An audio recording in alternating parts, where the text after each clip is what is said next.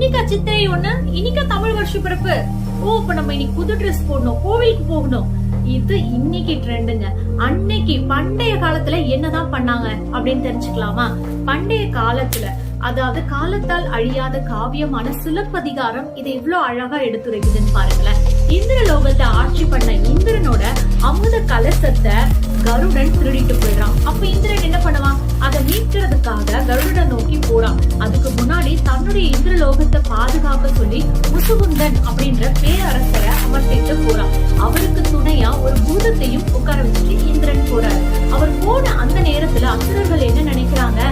இந்திரன் இல்லல்ல, அப்ப நம்ம படையெடுத்து போகலாம்னு சொல்லி படையெடுத்து போய் அந்த அரசரை தாக்குறாங்க. ஆனா முசுகுந்தன் நல்ல வெற்றியாளனா அவங்க எல்லாரையும் சமாளிச்சுட்டாரு.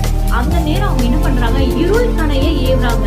அதனால எல்லா இடமும் இருளானதுனால முசுகுந்தனால எதையும் பார்க்க முடியாத ஒரு சூழ்நிலைனால ரொம்ப தடுமாறி போயிட்டாரு. அந்த நேரத்துல அந்த பூதம் இவருக்கு உதவி பண்ணி அந்த இருளை எல்லாம் நீக்கி, அதனால அவரு அசுரர்களை வென்று வீழ்த்துறாரு, அசுரர்களை வெற்றி கொள்றாரு. அப்போ இந்திரன் திரும்பி வந்தப்ப ரொம்பவே இந்த மன்னனை பாராட்டி அந்த பூதத்தையும் அவர் கூடயே அனுப்பி வைக்கிறாரு. பூம்புகார்ல இருந்த இந்த பூதம் நாலங்காடிக்கு போகுது.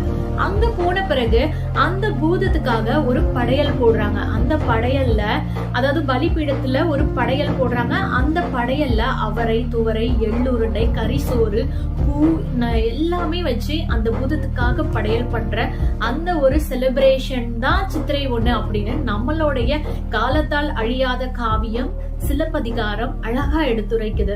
இந்த மாதிரி பழமையான விஷயங்கள்லாம் நீங்க தெரிஞ்சுக்கணும்னு ஆசைப்பட்டீங்கன்னா கண்டிப்பா எங்க பேஜை ஃபாலோ பண்ணி பாருங்க. நிறைய யூஸ்ஃபுல் இன்ஃபர்மேஷன் இருக்கு. Follow for more.